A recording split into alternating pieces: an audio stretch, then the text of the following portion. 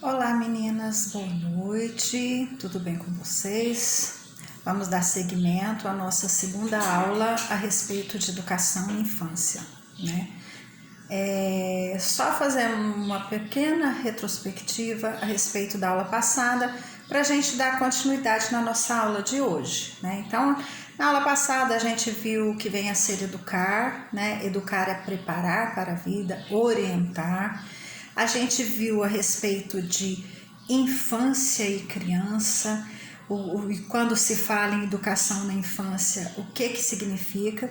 Que a educação na primeira infância é acompanhar a criança em todas as fases do seu desenvolvimento físico, psíquico, mental, né? E que a gente tem que trabalhar bem essa fase, porque é um conhecimento que essa criança vai levar para a sua vida toda, né? Vimos um breve histórico da história da infância e das crianças desde a época passada, que a gente viu que não tinha creches e que muitas vezes eles construíam algumas escolas para deixar as crianças, para tirá-las do trabalho infantil. Depois foram criando creches, mas que não tinha o desenvolvimento pedagógico, era apenas a parte de higienização e alimentação, né? E com o passar do tempo surgiram as creches regulamentadas, né? E que a Constituição de 1988 incluiu creches e pré-escolas no ensino do sistema educacional brasileiro, né? Então, nós vamos dar continuidade à nossa aula hoje, que a gente parou no desenvolvimento integral da criança, que é o neurológico, que são as estruturas do cérebro, que é um cérebro que tem informação e vai favorecer todos os demais aspectos do corpo humano, né? E a gente viu o desenvolvimento motor, que é a área de locomoção, que a gente vai trabalhar a coordenação motora fina e motora grossa, né? O cognitivo, que a gente vai trabalhar o raciocínio, a concentração e a memorização dessas crianças. E o socioafetivo, que eu disse para vocês que eu acho muito importante, que é trabalhar a autoestima das nossas crianças, né? Porque ali a gente vai encontrar a sua personalidade, os valores éticos, morais, e vai ajudar essa criança a se socializar na sociedade. Então hoje nós vamos dar continuidade e vamos começar com duas indagações. O que vem a ser criança? Ser criança é ter uma capacidade enorme de exploração, de curiosidades. É uma fase em que a criança vai perguntar, indagar, argumentar. Ela quer respostas e ela quer respostas corretas, ela não quer respostas mentirosas.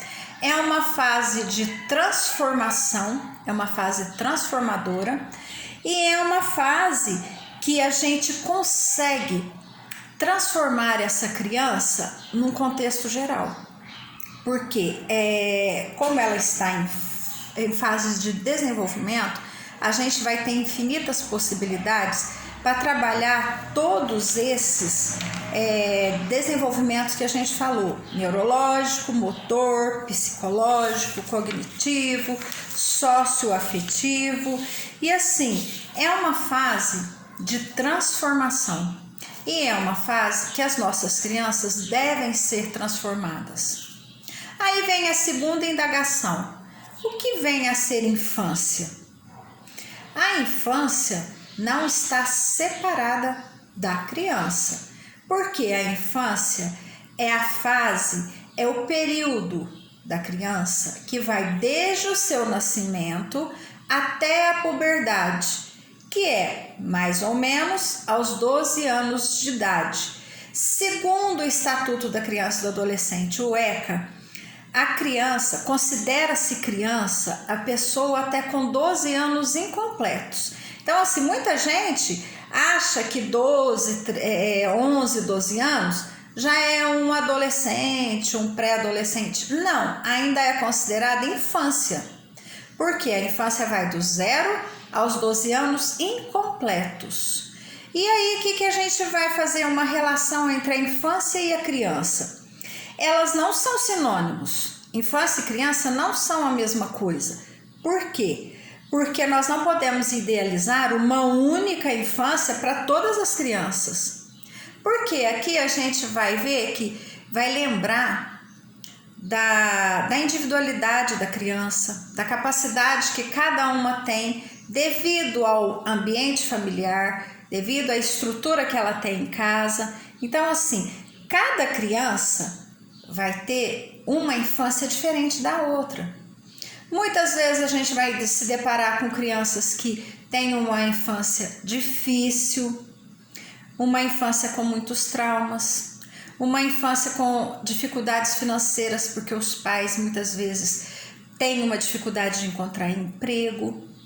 E do outro lado a gente vai ter uma criança com uma infância saudável, que vai ter uma alimentação correta, que os pais têm um emprego digno, que vai frequentar uma escola boa. Então, assim, as infâncias não são iguais. Cada criança vai ter uma infância diferenciada da outra, né? Até porque a gente sabe que na nossa sociedade tem uma situação diversa de padrões financeiros. E tudo isso vai influenciar na infância, né? A infância, ela não é naturalmente um fato social. Por quê? Porque todos nós passamos por ela. Todos nós fomos crianças um dia e tivemos a nossa infância. Uns têm umas lembranças melhores da infância, outros têm umas lembranças mais difíceis, mais traumáticas, mas todos nós vamos passar pela infância, né? E aí, assim, a gente vai precisar de preocupar em construir uma infância que seja, assim, agradável para cada criança que a gente vai se deparar no nosso meio escolar. A partir de diversas formas dessa criança agir, nos comunicar, transmitir para a gente aquela experiência, aquela bagagem que ela vem trazendo de casa, a gente vai conseguir formar um aspecto do que ela vive em família, né? Isso aqui é uma coisa que a gente percebe quando a gente trabalha em creches, em pré-escolas. A gente percebe diversas atitudes das crianças que chegam nas creches. Tem criança que é chorosa, tem criança que é falante, tem aquela criança que chega, não quer largar das mães ou dos pais ou de quem leva, tem aquela criança que vem correndo e nem liga, nem dá tchau para a mãe. E tem aquela criança que às vezes chora quase o ano todo. Então, assim, nós precisamos enxergar e trabalhar essa diversidade das crianças, tá? Tudo isso a gente vai se deparar quando a gente trabalha na educação infantil. Vocês já tiveram a oportunidade de ter contato com várias crianças, vocês sabem do que eu estou falando, né? Porque a maioria já trabalhou, ou trabalha, ou faz estágio em creche. Quando as crianças nascem, elas são inseridas na geração da infância, né? A infância não termina quando as crianças crescem. Por quê? Porque uma criança cresce, logo nasce outra e a infância está sempre lá. Ela passa para quem já encerrou a sua infância, a sua fase da infância, dos 0 aos 12 anos incompletos. Mas isso não quer dizer que a infância acabou. Não, a infância é uma fase que todos nós passamos. E é o que eu disse, uns vão guardar lembranças boas, outros vão ter lembranças traumáticas de acordo com o que a gente viveu na nossa infância, né? É muito bom quando a gente encontra com alguém e começa a recordar as fases gostosas, os amigos que a gente tinha. Muitas vezes a gente conseguiu continuar com essas amizades, outras vezes a gente se separou, cada uma foi para um lado, nunca mais encontrou, né? Então, assim, é muito gostoso, é o que eu estou dizendo. A infância passa para cada um, mas ela não termina, porque logo vem outras crianças para passarem pela mesma fase. E a criança cresce, né? A gente sabe que tem umas que são mais maduras que outras, mas as crianças crescem. Em qualquer época, a preocupação com as crianças e a educação sempre existiu. Em cada época de uma forma, né? Mas a preocupação com a educação e com as crianças sempre existiu. E assim, a gente vai ver 3 elementos aqui que auxiliam na compreensão acerca da infância e da criança. Primeiro, eu vou falar essa palavrinha, mas é uma palavra que a gente fala sempre quando se diz respeito à educação, porque a gente tem que respeitar muito. O que é? É a individualidade. A gente sabe que cada criança tem a sua particularidade, cada criança tem a sua especificidade, cada criança tem as suas características e cada criança tem a sua individualidade. Então, assim, é o que eu acabei de falar para vocês. Quando chega no começo do ano, a gente recebe 10 crianças na escola e nenhuma é igual à outra. Cada uma tem a sua individualidade. Tem aquela que tem mais facilidade para falar, mas na hora de colocar no papel os trabalhinhos, ela tem dificuldade. Tem aquela que não fala nada, que é quietinha, mas quando você vai dar a sua atividade, ela faz tudo no maior capricho. Tem aquele que fala demais e não faz nada, né? Às vezes rabisca, às vezes rasga. Então, assim, cada criança vem com uma individualidade trazida do seu ambiente familiar. E cabe a nós, professores, trabalharmos essa individualidade. Nós jamais vamos poder planejar, fazer um plano de aula, fazer um planejamento para uma turma, levando em conta características de 2 crianças, de 2 alunos, porque senão a gente não vai ter sucesso com essa turma. A gente tem que ter a cabeça aberta, tem que ter uma sensibilidade para perceber as individualidades. Aquela tem determinada dificuldade, aquela tem mais facilidade, aquela consegue prestar mais atenção, aquela não consegue se concentrar. Às vezes você fala com ela, fala, a hora que ela vai fazer ela não consegue. Então, assim, tudo isso nós vamos trabalhar a individualidade dessas crianças. Segundo elemento, institucionalização familiar e escolar, que tornaram ancoradouros para a criança.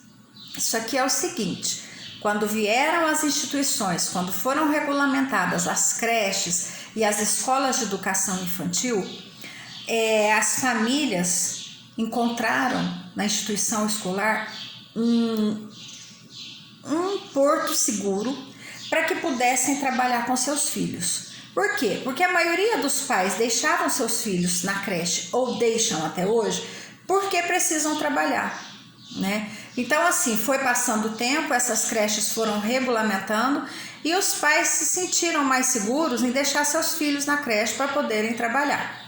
Esse é o segundo elemento. E o terceiro elemento é que a infância passou a ser reconhecida como parte da estrutura social. Porque até então, a infância ela estava delegada à família apenas. Era apenas a família que orientava, né? E bem no começo da história, quem orientava e educava eram o Estado e a igreja. A igreja ficava com a função de educar as crianças, né? Então, assim, com o passar do tempo, a infância passou a ser reconhecida, é onde foram criadas as instituições destinadas à primeira infância, que são as creches e a educação e as escolas de educação infantil. Bom, o cuidado com as crianças e a educação delas sempre existiu, mas foram diferentes em cada época. É o que eu disse para vocês, né? Então, assim, no começo eram as mães que tomavam conta, eram as mães que educavam, eram as mães que ensinavam do jeito que elas sabiam, mas elas não tinham conhecimento para cuidar das crianças da maneira correta, como é pôr uma criança na escola, numa creche, né? Então, assim, nos tempos primórdios, eram as mães que passavam essa fase, esse ensinamento para as crianças. Concepções sobre criança e infância. No final do século XV, século XVIII, por aí, olha que triste, gente. A teoria era que a criança, ela era má, que ela tinha disposição para maldade. Essa era uma concepção que o pessoal enxergava no final do século XV ao início do século XVIII. E assim, eles falavam o seguinte: o homem era naturalmente mau por natureza. Por natureza ele era mau.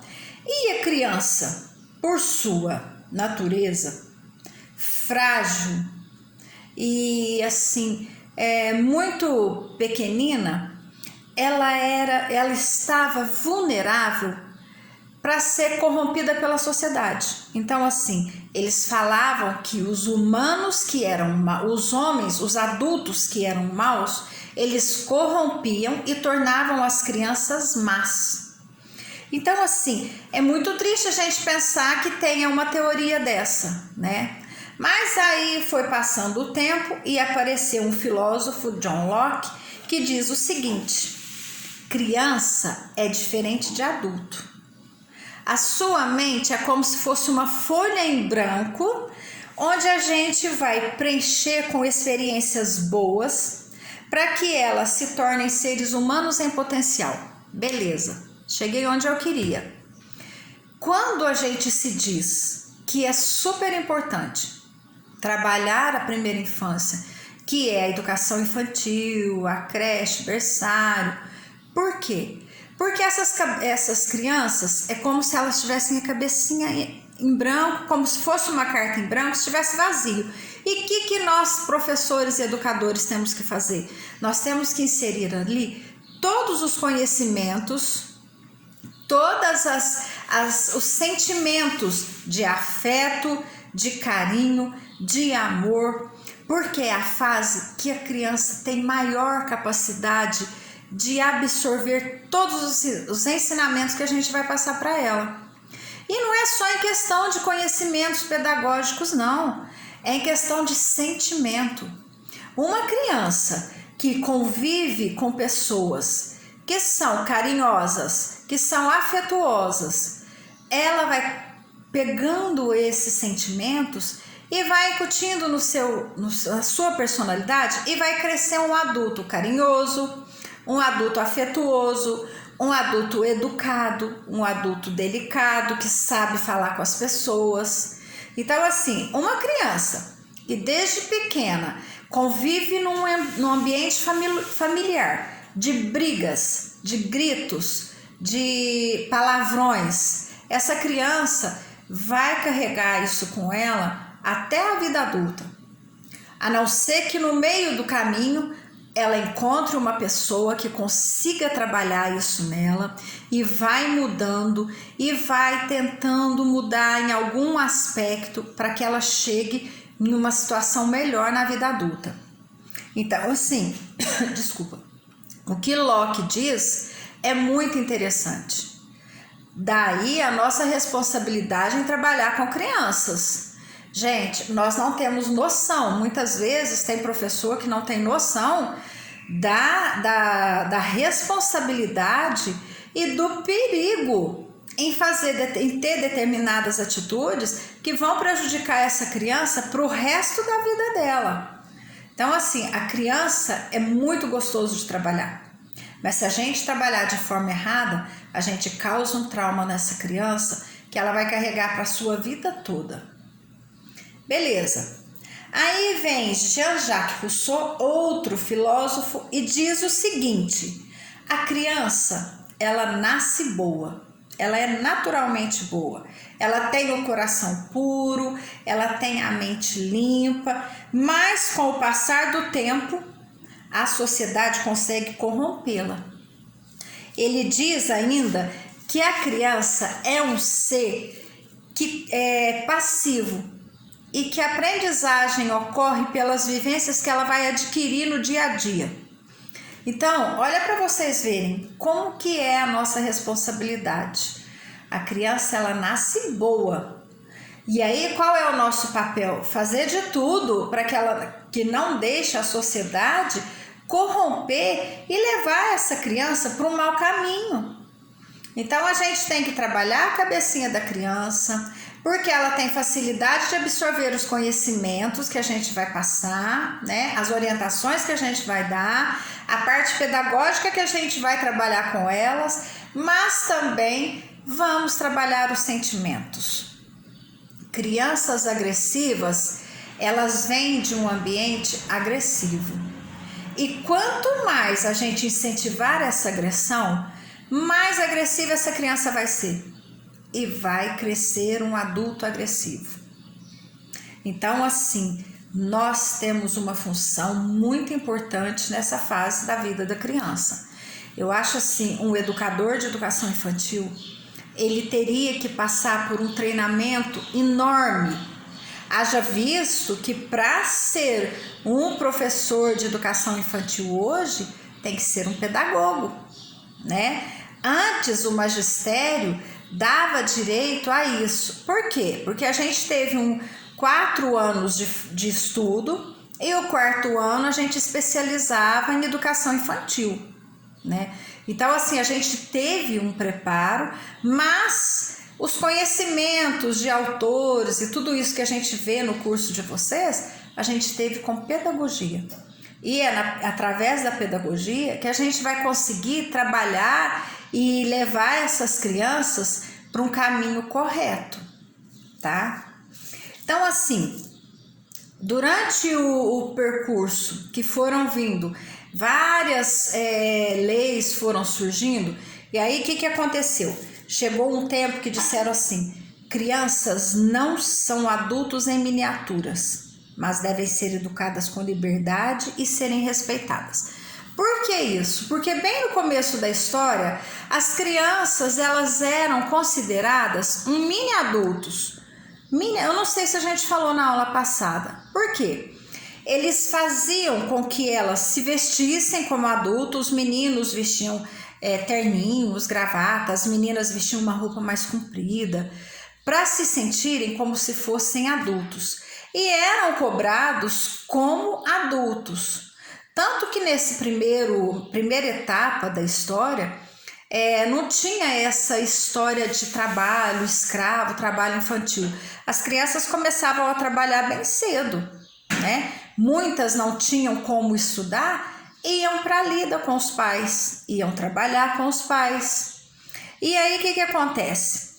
Hoje já entende-se que criança não é um adulto em miniatura. Por quê? Porque naquela época a criança não tinha vez e nem voz. A criança não podia falar, a criança não tinha direito de se expressar, a criança não conseguia transformar nada que ela gostaria através de fala, através de uma situação, através de uma brincadeira. As crianças não tinham a capacidade de brincar como tem hoje. Aí passou o tempo e o que chegou à conclusão? Criança precisa de brincar, criança precisa extravasar sua alegria, criança precisa sorrir, criança precisa cantar, dançar, porque só assim ela vai ser uma criança feliz e realizada. Aí, junto com a liberdade, vem também o respeito. Criança precisa ter liberdade para falar, para expressar, para dizer o que está sentindo, para dizer o que gosta e o que não gosta, e ser respeitada. Aí o que acontece? Quando vem essa fala, liberdade, muitos pais se confundem. E aí o que acontece? Eles trocam a liberdade pela falta de limite. E aí eles dão liberdade para as crianças fazerem tudo. Principalmente nos dias atuais, que a maioria dos pais trabalham fora e sente uma necessidade enorme de preencher essa ausência deles, né? E pelo fato de pesar na consciência, por eles estarem deixando as crianças ou em creches ou com avós. Aí o que acontece? Quando eles estão com os filhos, eles deixam os filhos fazerem o que querem. E para compensar essa ausência, enche as crianças de presentes, enche as crianças de brinquedos. E as crianças vão crescendo com uma mentalidade como se elas pudessem ter tudo na vida, que nada na vida seria difícil. Aí é uma coisa que eu sempre falo, gente, o limite que pai e mãe não coloca, infelizmente, quando essa criança crescer, a vida e a sociedade vai colocar limite. Só que de uma maneira muito difícil e doída. Por quê? Porque ninguém faz tudo o que gosta e o que quer a vida inteira, né? Então, assim, liberdade, sim. Trocar ideias, assuntos, tirar dúvidas, conversar, rolar no chão, nadar junto, jogar bola, isso faz parte da vida familiar. Agora, o que faz parte também é o limite. Eu falo assim que muitas vezes a gente sai e encontra assim, vai no shopping, vai em alguma festa, vai em algum lugar e a gente encontra aquelas crianças rolando no chão, dando aquele show, né? Aí a gente pensa assim, meu Deus, o que aconteceu? O que aconteceu é isso, falta de limite. Um pai que não põe limite para o seu filho, a hora que ele sair, ele vai se achar no direito de se jogar no chão para conseguir o que quer. Agora tem um porém, não confunda falta de limite com alguma crise por causa de determinado transtorno. Porque muitas vezes a gente percebe alguma criança se jogando, se debatendo no chão, acha que é birra, que é manha e não é. Às vezes a criança está em crise devido a algum transtorno. Então isso não é falta de limite, gente. Isso é um problema que a criança tem. Agora, na maioria das vezes, o que a gente vê é falta de limite, sim, que a gente sabe que são aqueles pais que não têm pulso, que não conseguem ter controle e equilíbrio com seus filhos, e aí, na maioria das vezes, eles acabam não sabendo discernir liberdade de limite, né? Aí vem o Locke e o Rousseau de novo, os filósofos, e dizem o seguinte: eles definem o papel da educação a partir de um ambiente apropriado que possa garantir o desenvolvimento dos processos mentais perceptivos. É o que a gente já falou. Uma criança que está numa instituição escolar, num ambiente que é um ambiente calmo, tranquilo, onde as crianças conseguem se socializar. Uma coisa ou outra sempre tem. A gente sabe que elas vão se desentender porque elas estão na mesma faixa de idade e elas sempre querem o que o amiguinho tá, mas aí vai do nosso controle, tá? Então, assim, eu falo que numa sala onde o professor grita muito, as crianças gritam muito mais. A partir do momento que nós, professores, nos colocamos numa posição de desacatar um aluno, de gritar com o aluno, a gente perde o respeito desse aluno. Porque ele fala o seguinte: ele está gritando comigo, eu também vou gritar com ele. Se ele me trata assim, com certeza eu posso tratá-lo assim também. Então, assim, a gente precisa criar um ambiente adequado para que essas crianças se desenvolvam com calma, com serenidade, que saibam trocar ideias, que saibam repartir, dividir, compartilhar. E tudo isso somos nós, professores, que vamos criar. E esse ambiente adequado, onde as crianças são trabalhadas dessa forma, a gente vai conseguir desenvolver o cognitivo e o mental dessas crianças de uma forma muito maior e melhor. Por quê? Porque a gente vai ter uma serenidade para passar para essas crianças todos os ensinamentos que a gente quer, tá? Quanto mais a gente perder a nossa calma, perder a nossa paciência, mais dificuldade a gente vai ter de ter o controle dessa sala, tá? Então, cabe a nós, professores, criarmos um ambiente bem gostoso para formar essas crianças para a vida futura. Nos fins do século XIX, por aí, no Brasil, a criança era vista como o futuro do país, o futuro da nação. E aí começou nessa parte aí acontecerem muitas situações voltadas para a infância. No século XXI, diante de dificuldades socioeconômicas, a educação teve um papel fundamental para garantir as potencialidades das crianças. Por quê? Porque a gente acha assim, não tem nada a ver a educação com a parte econômica. Tem sim, porque o que tem a ver? Se a gente não tem um investimento que é ligado e direcionado para a educação, principalmente para a educação infantil, a educação vai ter uma consequência negativa. Porque já foi falado, país onde investe em educação, o seu desenvolvimento é muito maior. Então, assim, na época que começou a investir na educação, melhorou muito o desenvolvimento econômico dos países. Infelizmente, o Brasil ele está entre os 5 países que menos investem em educação, tá? Então, assim, é muito triste a gente pensar nisso, né? Porque a Finlândia é o país que está em primeiro lugar. É um país muito desenvolvido, super desenvolvido, devido ao investimento que ela faz na educação. Então, assim, se no Brasil a gente tivesse um investimento maior na educação, com certeza a gente teria melhores escolas, mais creches, professores mais qualificados, com mão de obra qualificada, porque hoje qualquer qualificação que a gente vai fazer, nós professores é que temos que desembolsar, porque o governo não nos oferece nenhum curso para que a gente possa preparar, né? Então, assim, onde tem um investimento em educação, o retorno financeiro é maior e a sociedade acaba tendo também um retorno positivo, porque as pessoas onde recebem uma educação melhor, a chance de ter mais roubos, assassinatos é menor. A gente sabe disso, né? Bom, meninas, então a nossa disciplina fica por aqui.